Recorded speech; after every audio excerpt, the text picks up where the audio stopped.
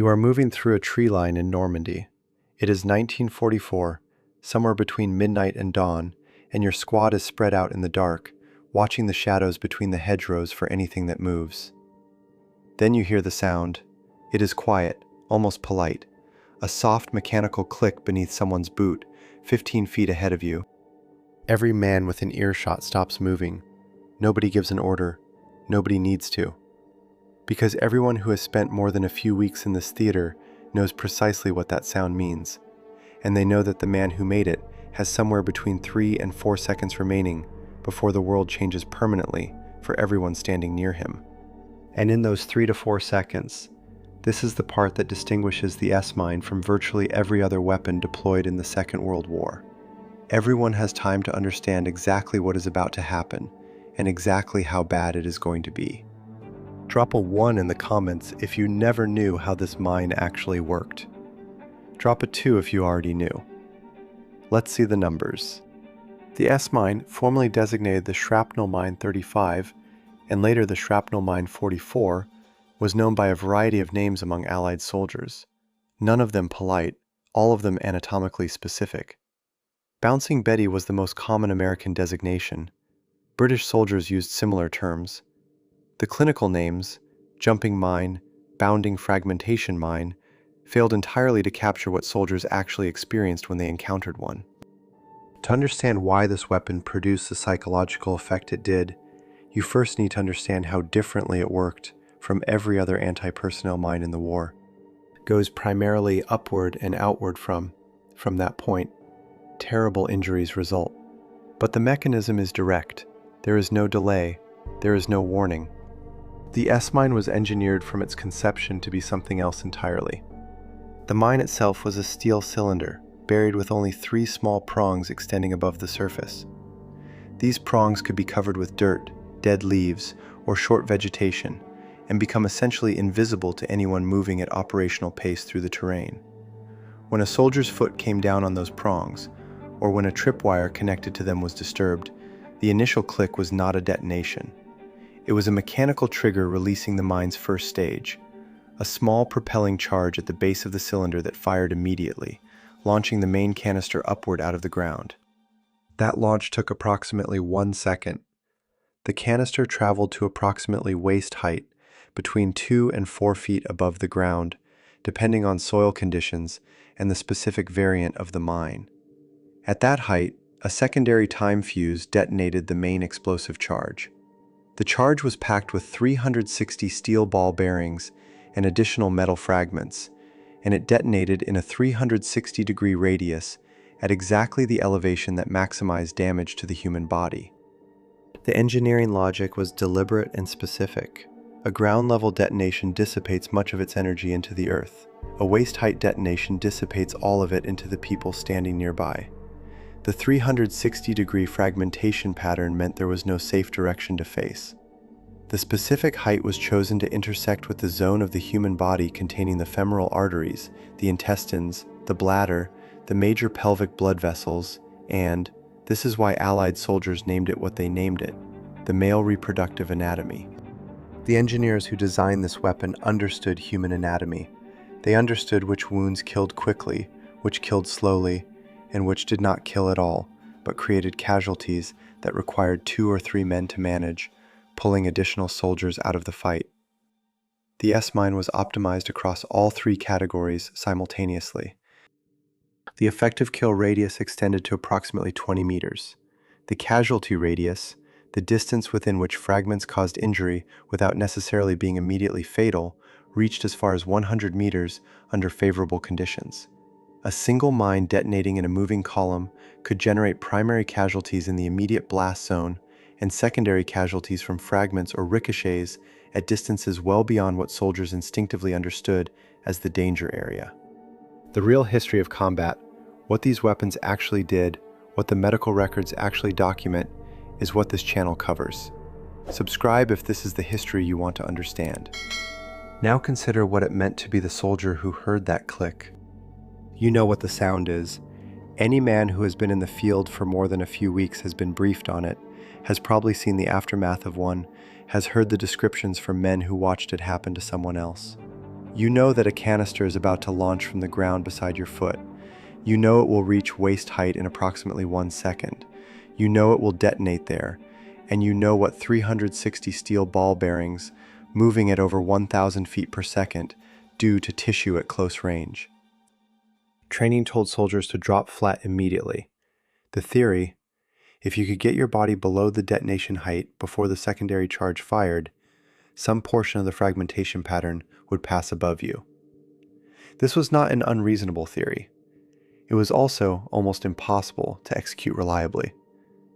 3 to 4 seconds is not a long time when the sequence of necessary actions is process the sound, override the freeze response, make the decision, execute a controlled drop to the ground without landing on another mine, and get as flat as possible before the canister reaches waist height. Men who managed this sometimes survived with reduced injuries. Many did not manage it. The freeze response, under genuine mortal terror, is not something training reliably defeats. And even if a soldier got flat in time, the fragmentation spread was not exclusively horizontal. Balls angled downward from the detonation point. A man lying flat was not safe. He was less exposed, which is a different thing entirely. For the men standing nearby, anyone within 20 meters who had not stepped on the mine themselves, the sequence was equally terrible. You saw the man ahead of you stop. You saw him look down. You watched the recognition cross his face. You had 2 seconds, perhaps, to react. Do you move toward him, knowing the blast radius extends beyond him? Do you move away, and if so, in which direction, in a minefield where any step might produce the same sound? Do you go flat where you are, and if so, are you already in the kill radius? Do you warn the men behind you, and if you shout, do you distract the man ahead of you in his remaining seconds? Veterans describe this experience, watching the man ahead trigger a mine and having seconds to decide, as among the most psychologically destabilizing things they encountered in the entire war. Not because there was a right answer, because there was no right answer. Every available choice was wrong in a different way. The wounds produced when the mine detonated and the soldier had not gotten flat were documented in detail by combat medics and field surgeons across the Normandy campaign and into Northwest Europe. Lower abdominal wounds were the primary category.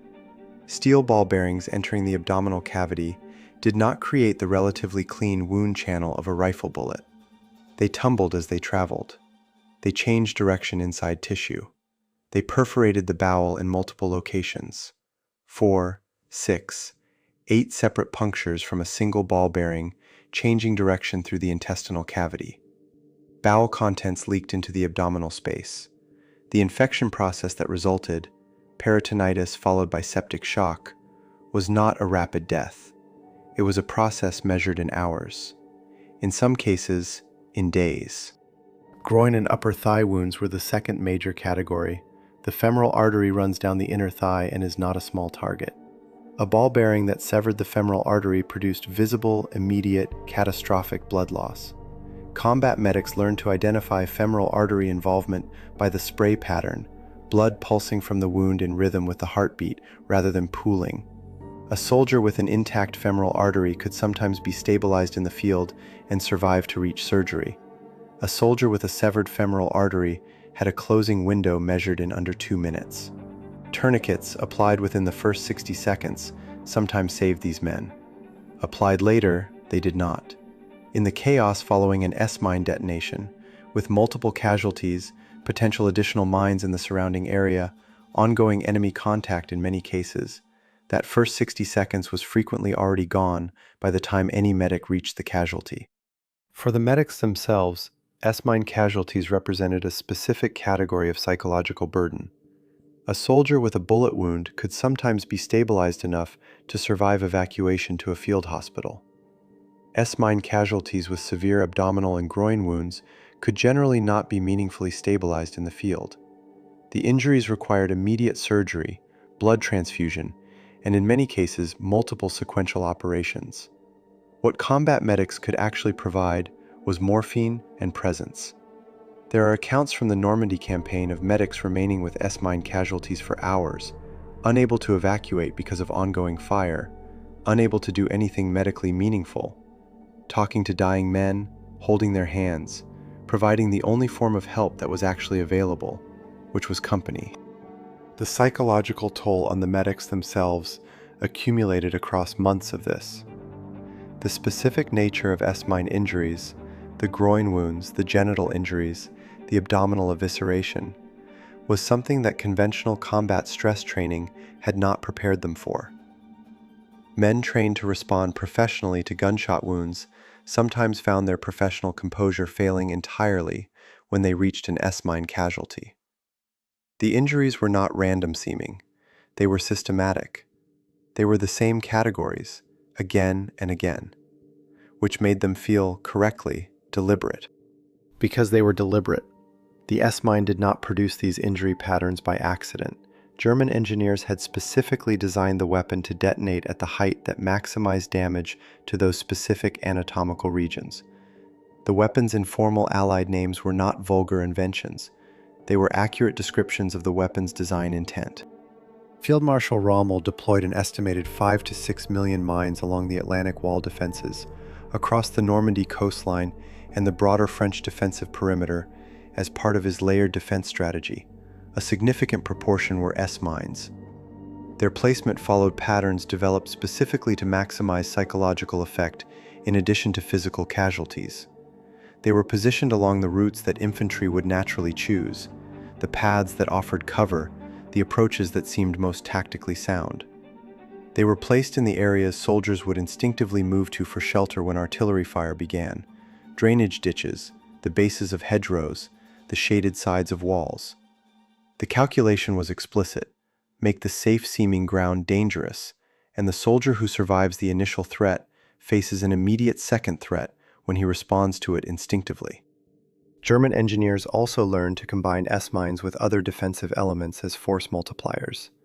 Machine gun positions were ringed with S-mines so that any attempt to flank or rush the position would encounter mines before it reached the gunners. Obstacles and barriers were mined on the far side, the side a soldier would step toward after clearing the obstacle. Buildings in contested towns were mined at the thresholds and along the floorboards, specifically because German defenders understood that Allied infantry cleared buildings aggressively and might not check for mines in the process of moving through them rapidly.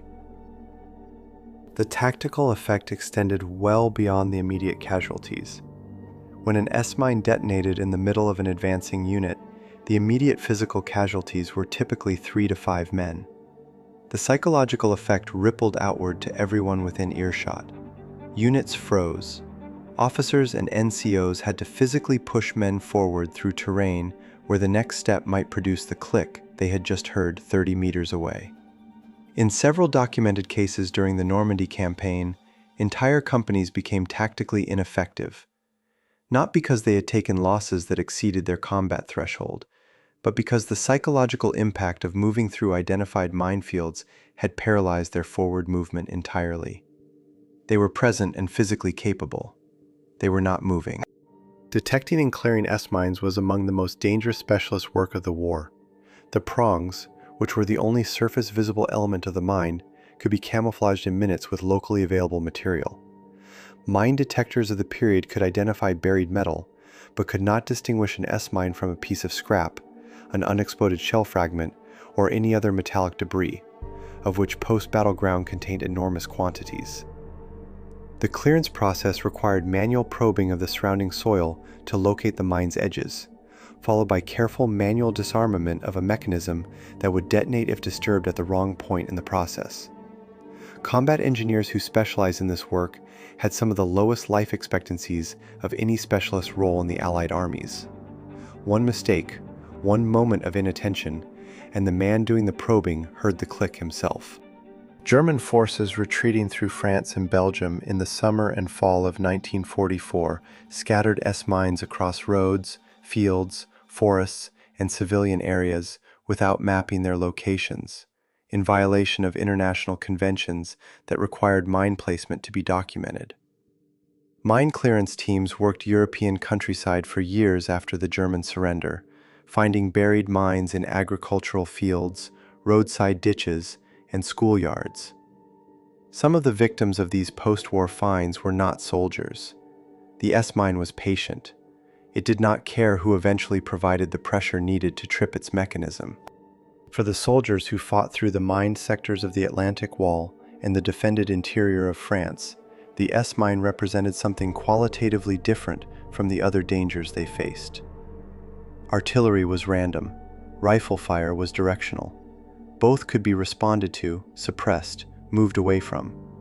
The S-mine was invisible, patient, everywhere, and specifically designed to attack the parts of the body that men were least psychologically prepared to lose.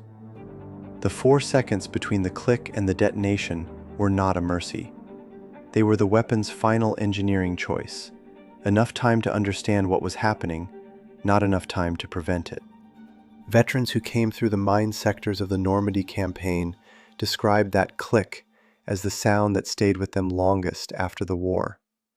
Not the artillery barrages, which were larger and louder and more obviously destructive. The click. The small, quiet, almost polite mechanical sound that preceded 4 seconds of absolute clarity about what was coming next. It was the worst sound in the world, not because it was loud. It was the worst sound in the world because of everything it meant, in the moment of perfect silence that followed it. The post-war influence of the S-mine extended well beyond the European theater. Military engineers in multiple countries studied the weapon's design and its documented effectiveness with close attention. The core principle, a bounding fragmentation mine that detonated above ground rather than at surface level, was reproduced in various forms across the following decades. The United States developed the M16 mine based on similar engineering logic. The Soviet Union produced its own variants. Other NATO and Warsaw Pact nations incorporated the concept into their own mine arsenals. The design that had been tested in the hedgerows of Normandy and the fields of the Eastern Front became a baseline for anti-personnel mine development that persisted through the Cold War and beyond. The reasoning was straightforward to military planners. The S-mine's effectiveness was not primarily measured in its kill ratio. It was measured in what it did to unit movement, unit morale, and unit cohesion across wide areas of terrain. A weapon that kills 3 men in a squad is a tragedy for that squad. A weapon that kills 3 men and causes the remaining members of the squad, and every squad within earshot, to stop moving, to freeze, to require officer intervention to get them advancing again, is a force multiplier of a fundamentally different kind. The S-mine had demonstrated this effect across an entire theater of war with statistical consistency that could not be argued away. International treaties restricting and eventually banning the use of bounty mines in civilian accessible areas were driven in large part by what happened in the post-war clearance of the European countryside. Farmers returning to fields in France, Belgium, the Netherlands, and Germany found S-mines still buried and fully functional, sometimes a decade after the armistice. Children found them. Clearance workers found them with fatal consequences, their expertise and training providing incomplete protection against a mechanism that demanded perfect execution every single time to be survived. The patience that made the S-mine so effective during the war made it actively dangerous for years after the soldiers who placed it had gone home or died. The soldiers who served in the mine sectors of Normandy and Northwest Europe and came home carried a specific behavioral legacy that family members and psychologists noted for years afterward. An aversion to stepping on loose or uneven ground that persisted in civilian settings far from any battlefield. A startle response disproportionate to small unexpected sounds. The sound of a mechanical click, a light switch, a camera shutter, a ballpoint pen, producing a physical reaction in men who had been in the field. These were not dramatic or visible symptoms. They were quiet, persistent, and embedded deeply enough to last decades. The men who triggered S-mines and survived, which was a narrow category, given the wound patterns the weapon was designed to produce, carried a different kind of legacy. Beyond the physical injuries, many of which were permanent and life-altering, in ways that the medical and social infrastructure of the post-war period was entirely unprepared to support. There was the specific psychological burden of knowing that you had been the one who stepped on it. Not an enemy round, which was outside your control. Not shrapnel from artillery, which was impersonal and random.